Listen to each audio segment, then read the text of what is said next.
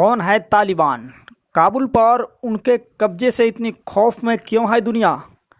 इस वीडियो में हम आपको तालिबान और अफगानिस्तान के सारे विवाद को समझाएंगे, इनके हिस्टोरी को बताएंगे। आप इस वीडियो को बिल्कुल आखिर तक देखिएगा, क्योंकि अगर आपने इसे पूरा देखा तो आप पूरा विवाद तालिबान और अफगानिस्तान के बीच का समझ पाएंगे। राजधानी काबुल पर तालिबान के कब्जे के साथ ही पूरे अफगानिस्तान की सत्ता पर तालिबान का नियंत्रण पक्का हो गया है। अफगान राष्ट्रपति अशरफ गनी और उनके प्रशासन के बड़े नेता और अधिकारी देश छोड़कर जा चुके हैं।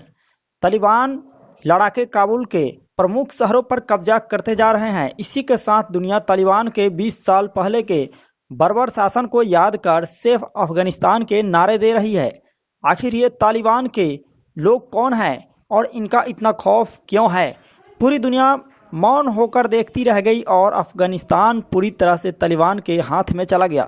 15 अगस्त 2021 की सुबह जब भारत में लोग आज़ादी का जश्न मना रहे थे, तब तालिबान के लड़ाके अफगान राजधानी काबुल पर घेरा डाल रहे थे और अफगान नागरिकों की आज़ादी पर कब्जा पक्का कर रहे थे।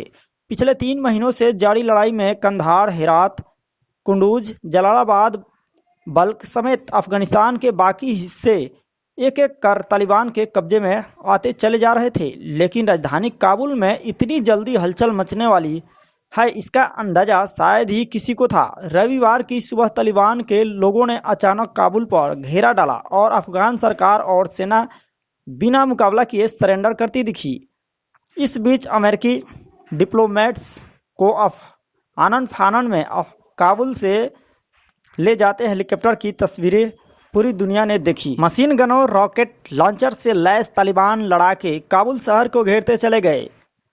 बगराम एयरबेस, बगराम जेल पर तालिबान ने कब्जा जमा लिया। काबुल शहर के एंट्री गेट और आसपास के कई अहम इमारतों को एक एक कर तालिबान लड़ाके कब्जाते चले गए और शाम होते होते अफगान राष्ट्रपति अशरफ गनी देश छोड़कर जाने की खबरें उनकी आ गई। इसके बाद तालिबान के प्रवक्ता ने ऐलान कर दिया कि हमारे लड़ाके शहर में घुसकर कानून व्यवस्था और पुलिस चौकियों को संभालने जा रहे हैं। तालिबान ने हालांकि सेना और आम नागरिकों को सुरक्षा का भरोसा दिलाया कि किसी से बदला नहीं लिया जाएगा, लेकिन काबुल से बाहर भागने वालों की लाइन लग गई। शहर से बाहर जाने वाली सड़कों पर भारी ट्रैफिक जाम दिखा।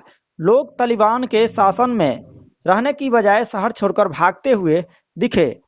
सत्ता हस्तांतरण के लिए मुल्ला अब्दुल गनी बरादर काबुल में अफगान सरकार और सेना के सरेंडर करते दिखते ही तालिबान का कमांडर मुल्ला अब्दुल गनी बरादर दोहा से काबुल पहुंच गया। वह सीधे राष्ट्रपति भवन पहुंचा और सत्ता हस्तांतरण को लेकर अफगान राष्ट्रपति गनी से बात की। इसके कुछ देर बाद अफगान राष्ट्रपति अशरफ गनी ने देश छोड़कर भागने की उनकी खबर आई। खबरों के अनुसार अशरफ गनी और उनके प्रमुख सलाहकार पड़ोसी देश ताजिकिस्तान चले गए। काबुल से भागती गाड़ियां बड़ी संख्या में ताजिकिस्तान, ईरान और बाकी पड़ोसी देशों की सीमाएं की ओर भागती दिखी। 20 साल पहले तालिबान के बर्बर और मध्ययुगीन शासन को देख चुके लोग कहीं भी बस शरण लेना चाहते हैं।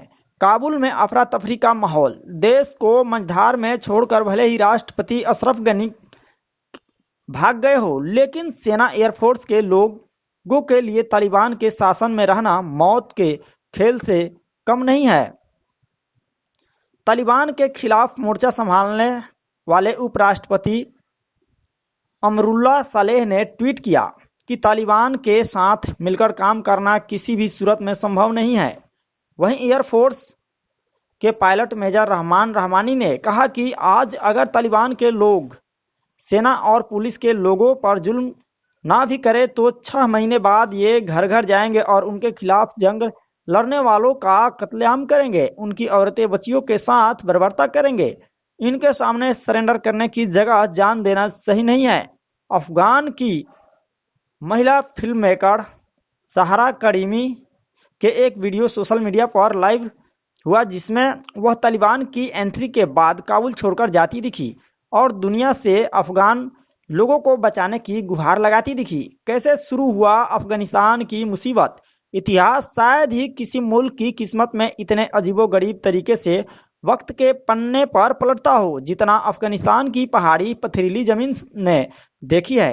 कभी रूस के समर्थन से चल रहे जहीर शाह के शासन में आधुनिकता की ओर बढ़ रहा अफगानिस्तान 1990 के दशक में तालिबान के मध्ययुगीन शासन को भी देख चुका है।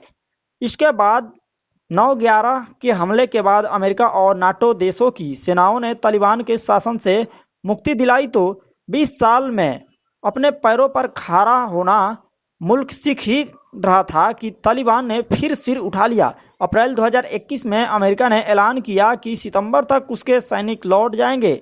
इसके बाद तालिबान ने हमला तेज किया और आज नतीजा सबके सामने है।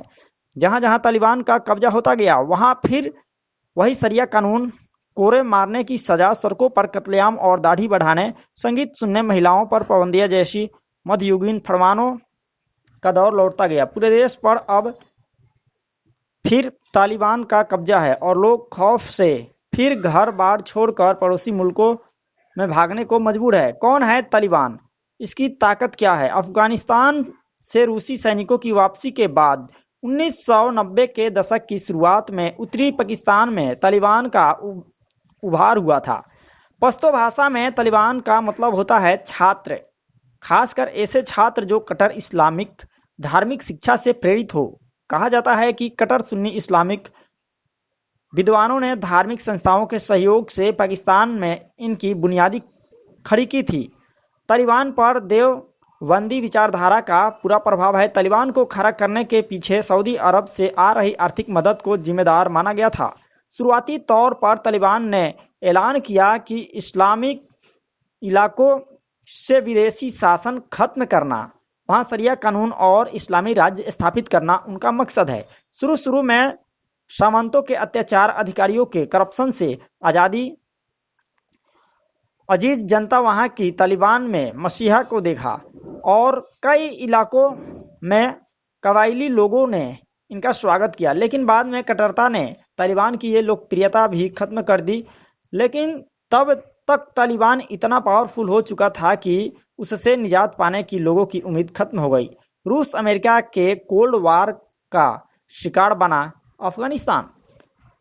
शुरुआती दौर में अफगानिस्तान में रूसी प्रभाव खत्म करने के लिए तालिबान के पीछे अमेरिका समर्थक माना गया। लेकिन 9/11 हमले के बाद अमेरिका को कट्टर विचारधारा की आंच महसूस आई और वो खुद इसके खिलाफ जंग में उतर गया। लेकिन काबुल, कंधार जैसे बड़े शहरों के बाद पहाड़ी और कबायली इलाकों से तालिबान को खत्म करने में अमेरिकी और मित्र देशों की सेनाओं को पिछले 20 साल में भी सफलता नहीं मिली। खासकर पाकिस्तान से सटे इलाकों में तालिबान को पाकिस्तान समर्थन ने जिंदा रखा और आज अमेरिकी सैनिकों की वापसी के साथ ही तालिबान ने फिर सिर उठा लिया और तेजी से पूरे अफगानिस्तान पर कब्जा जमा लिया। कौन है तालिबान का नेता? तालिबान कट्टर धार्मिक विचारधारा से प्रेरित कबायली लड़ाकों का एक संगठन है। इसके अधिकांश लड़ाके और कमांडर पाकिस्तान अफगानिस्तान के सीमा इलाकों में स्थित कट्टर धार्मिक संगठनों में पढ़े लोग हैं। मौलवी और कबायली गुटों के चीफ है। घोषित रूप में इनका एक ही मकसद है पश्चिमी देशों का शासन से प्रभाव खत्म करना और देश में इस्लामिक शरिया कानून की स्थापना करना। पहले मुल्ला उमर और फिर 2016 में मुल्ला मुख्तार मंसूर की अमेरिकी ड्रोन हमले में मौत के बाद से मौलवी हितुल्लाह अंखुजादा तालिबान का चीफ है। वह तालिबान के राजनीतिक, धार्मिक और सैन्य मामलों का सुप्रीम कमांडर है। हितुल्लाह अंखुजादा कंधार में एक मदरसा चलाता था और तालिबान की जंगी कार्रवाइयों के हक में फतवे जारी करता था। 2001 से पहले अफगानिस्तान में कायम तालिबान की हुकूमत के दौरान वह अदालतों का प्रमुख भी रहा था। उसके दौर में तालिबान ने राजनीतिक समाधान के लिए दोहा से लेकर कई विदेशी लोकेशंस पर वार्ता में भी हिस्सा लेना शुरू किया। सत्ता हस्तांतरण की बातचीत के लिए काबुल पहुंचा तालिबान कमांडर मुल्ला अब्दुल गनी बरादर तालिबान में दूसरी रैंक पर है और इसी के अफगानिस्तान का राष्ट्रपति बनने की सबसे ज़्यादा संभावना जताई जा रही है। यह तालिबान का राजनीतिक प्रमुख है और दोहा में लगातार अफगानिस्तान को लेकर तालिबान की ओर से बातचीत में शामिल होता रहा है। यह 1994 में बने तालिबान के 4 संस्थापक सदस्यों में से एक था और संस्थापक मुल्ला उमर का सहयोगी रहा है। यह कई लड़ाइयों को कमांडर कर चुका है। 20 साल बाद इतना मजबूत कैसे हो गया तालिबान? साल 2001 से शुरू हुई अमेरिकी और मित्र सेनाओं की कार्रवाई में पहले तालिबान सिर्फ पहाड़ी इलाकों तक ढकेल दिया गया, लेकिन 2012 में नाटो बेस पर हमले के बाद से फिर तालिबान का उभार हुआ। 2015 में तालिबान ने सामरिक रूप से महत्वपूर्ण कुंडूज के इलाके पर कब्जा कर फिर से वापसी के संकेत दिए। ये ऐसा वक्त था जब अमेरिका में सेनाओं की वापसी मांग जोर पकड़ रही थी। अफगानिस्तान से अमेरिकी की रुचि कम होती गई और तालिबान मजबूत होता गया। इसी के साथ पाकिस्तानी आतंकी संगठनों, पाकिस्तान की सेना और आईएसआई की खुफिया मदद से पाक सीमा से सटे इलाकों में तालिबान ने अपना बेस मजबूत किया। अफगानिस्तान से लौटने की अपनी कोशिशों के तहत 2020 में अमेरिका ने तालिबान से शांति वार्ता शुरू की और दोहा में कई राउंड की बातचीत भी हुई। एक तरफ तालिबान ने सीधे वार्ता का रास्ता पकड़ा तो दूसरी ओर बड़े शहरों और सैन्य बेस पर हमले की बजाय छोटे छोटे इलाकों पर कब्जे की रणनीति पर काम करना शुरू किया। अप्रैल 2021 में अमेरिकी सेनाओं की वापसी के बाइडन के ऐलान के बाद तालिबान ने मोर्चा खोल दिया और 90,000 लड़ाकों वाले तालिबान ने 3 लाख से अधिक अफगान फौजों को सरेंडर करने को मजबूर कर दिया। अफगान राष्ट्रपति अशरफ गनी, उनके प्रमुख सहयोगियों, तालिबान से लड़ रहे प्रमुख विरोधी कमांडर अब्दुल रशीद दोस्तम और कई वारलॉर्ड्स को ताजिकिस्तान और ईरान में शरण लेना पड़ा है। अफगानिस्तान के आम लोगों ने फिर वही खौफ। तालिबान के कब्जे के साथ ही काबुल में अफरा तफरी मच गई है। लोग शहर छोड़कर भाग रहे हैं। 20 साल बाद सत्ता में लौटे तालिबान को लेकर लोगों में खौफ क्यों है, यह जानने के लिए 23 साल पीछे चलना होगा। 1998 में जब तालिबान ने अफगानिस्तान की राजधानी काबुल पर कब्जा कर देश पर शासन शुरू किया तो कई फरमान जारी किए गए। पूरे देश में शरिया कानून लागू कर दिया गया और न मानने वालों को सरेआम सजा देना शुरू किया गया। विरोधी लोगों को चौराहे पर लटकाया जाने लगा। हत्या और यौन अपराधों से जुड़े मामले में अपराधियों की सड़क पर हत्या की जाने लगी। चोरी करने के आरोप में पकड़े गए लोगों को उनके शरीर के अंग काटना, लोगों को कोरे से मारने जैसे नज़ारे सड़कों पर आम हो गए। मर्दों को दाढ़ी लंबी रखना और महिलाओं को बुर्का पहनने और पूरा शरीर ढककर निकलना अनिवार्य कर दिया गया। घरों की खिड़कियों के शीशे जो काले शीशे रंग से रंगवा दिए गए। टीवी, संगीत और सिनेमा बैन कर दिए गए। 10 साल से अधिक उम्र की लड़कियों के स्कूल जाने पर रोक लगा दी गई। बामियान में बुद्ध की ऐतिहासिक मूर्ति को तोड़कर तालिबान ने धार्मिक कट्टरता भी दुनिया को दिखाई। तालिबान के इस शासन को मान्यता देने वाले 3 देश थे, पाकिस्तान, सऊदी अरब और यूएई। दुनिया मुक्त दर्शक बनकर देखती रह गई। तालिबान की मुख्य ताकत है कट्टर धार्मिक संस्थाएं, मदरसे जो उनके विचार को सपोर्ट कर रहे हैं। यहीं से तालिबान लड़ाके तैयार हो रहे हैं।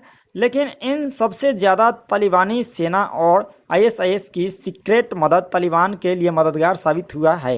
अफगानिस्तान को लेकर अंतर्राष्ट्रीय रुख भी असमंजस वाला है। अमेरिका और मित्र देशों की सेनाओं की वापसी के ऐलान के ने अफगानिस्तान को जैसे थाली में परोसकर तालिबान के सामने पेश कर दिया। रूस तालिबान को लेकर बहुत स्पष्ट नहीं है। अमेरिकी प्रभुत्व खत्म करने के लिए तालिबान के उभार से जहां रूस खुश है, वहीं पड़ोस के ताजिकिस्तान, उज्बेकिस्तान और रूसी प्रभाव वाले देशों के लिए खतरे के रूप में भी वह तालिबान को देख रहा है। पाकिस्तान तालिबान के पीछे है और ऐसे में चीन को भी तालिबान शासन में अफगानिस्तान में प्रभाव बढ़ाने की संभावना दिख रही है। भारत की स्थिति काफ़ी संवेदनशील है। भारत पिछले 20 साल में अरबों डॉलर अफगानिस्तान के विकास में निवेश कर चुका था।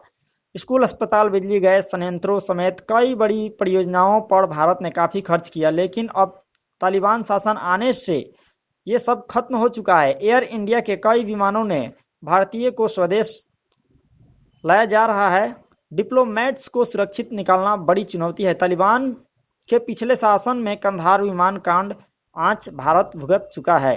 दुनिया देखती रह गई और तालिबान ने हथियारों के दम पर अफगानिस्तान पर कब्जा कर लिया। अफगानिस्तान के 3 करोड़ 84 लाख लोगों की आज़ादी, मानवाधिकार के मसले पर बर्बरियत के आगे सरेंडर कर गए। अब लोग इस बात को देखने को उत्सुक है कि आने वाले दिनों में क्या तालिबान फिर 20 साल पुरानी बर्बरियत का शासन दिखाएगा या बदले हुए वक्त में उसके कामकाज के तरीके में कोई बदलाव आएगा?